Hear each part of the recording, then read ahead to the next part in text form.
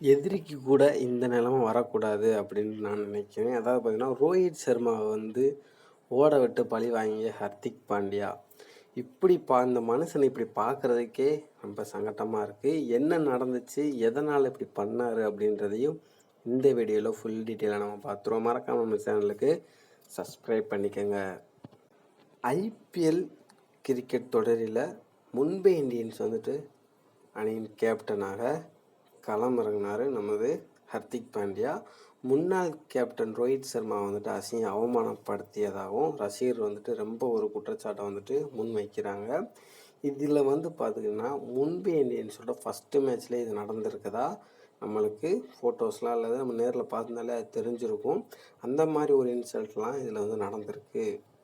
இப்போ நடந்த ஐபிஎல்லில் பார்த்துக்கிட்டிங்கன்னா நமது 5 முறை கோப்பையை வென்று கொடுத்த ரோஹித் சர்மா பார்த்தோம்னா சாதாரணமாக ஒரு வீரராக தான் களமிறங்கினார். ஐபிஎல் தொடரில் பார்த்தீங்கன்னா முதல்ல மும்பை இந்தியன்ஸ் அணிக்காக விளையாடிட்டு பிறகு குஜராத் அணிக்கு கேப்டனாக இருந்த நம்ம பாண்டியா நடப்பு சீசனில் மும்பை அணிக்கு கேப்டனாக செயல்படுறாரு. அது பார்த்துக்கிட்டிங்கன்னா சமூக வலைதளங்கள்லேயே ஒரு மிகப்பெரிய ஒரு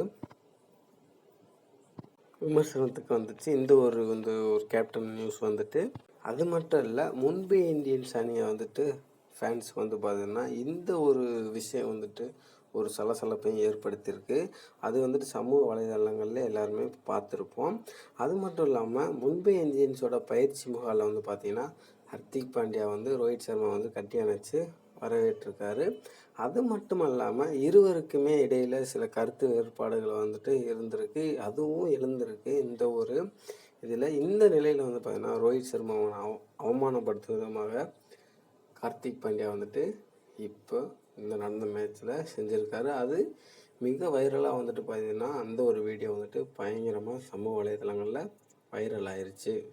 பொதுவாகவே பார்த்தீங்கன்னா சீனியர் வீரர்கள்லாம் பார்த்தீங்கன்னா இல்லை முன்னாள் கேப்டன்கள் பார்த்துக்கிட்டிங்கன்னா அந்த ஒரு 300 மீட்டர் சர்க்கிள்லேயே நிற்க வைப்பாங்க. ஏன் அப்படின்னு பார்த்துக்கிட்டிங்கன்னா அவங்க பவுலருக்கு சில தவறுகள் செய்தால் அதை போய் அவங்களுக்கு அறிவுரை வழங்குவாங்க. அந்த ஒரு மூத்த வீரர்களாக இருந்தாலும் சரி அல்லது கேப்டன் பதவியில் இருக்கிறவங்களாக இருந்தாலும் சரி, அந்த ஒரு ரூல்ஸை அவங்க கடைபிடிக்கிறது அந்த 30 யார்ட் சர்க்கிள் அவங்க நிற்பாங்க. மற்ற இளம் வீரர்கள்லாம் பார்த்துக்கிட்டிங்கன்னா மிட் விக்கெட், மிட் ஆஃப், லெக்கோ, ஃபைன் லெக் இந்த மாதிரி இடத்துல மேலே இளம் வீரர்களெல்லாம் போக சொல்லிடுவாங்க அந்த ஒரு சீனியர் பிளேயர்ஸ். ஆனால் இப்போ கேப்டனாக இருக்க ஹர்திக் பாண்டியா பார்த்திங்கன்னா ரோஹித் சர்மாவை ஒவ்வொரு பந்துக்கும் பார்த்துக்கிட்டிங்கன்னா அங்கும் இங்கும் அலக்கழித்து வெறுப்பேற்றுகிறார் நமது இப்போ இருக்கிற மும்பை இந்தியன்ஸ் கேப்டன் ஹர்திக் பாண்டியா. ரோஹித் சர்மா பார்த்துக்கிட்டிங்கன்னா பவுண்ட்ரி எல்லைக்கோட்டில் நில்லுங்க, அங்கே செல்லுங்க, இங்கே செல்லுங்க என்று ரோஹித் சர்மாவை ஹர்திக் பாண்டியா அங்கே இங்கே இடையில எல்லா பிளேஸுக்குமே அவர் மாற்றினார். அது பார்த்துக்கிட்டிங்கன்னா ரொம்ப ஒரு சங்கடமான ஒரு விஷயமாக மாறிடுச்சு. அது மட்டும் இல்லை, ரோஹித் சர்மாவுக்கு இந்த மாதம் ஏப்ரல் மாதம் 30ஆம் தேதி பார்த்துக்கிட்டிங்கன்னா அவருக்கு பர்த்டே வருது. அதில் பார்த்திங்கன்னா அவருக்கு 37 வயசாக போகுது அப்படின்றத சொல்லிடுறாங்க.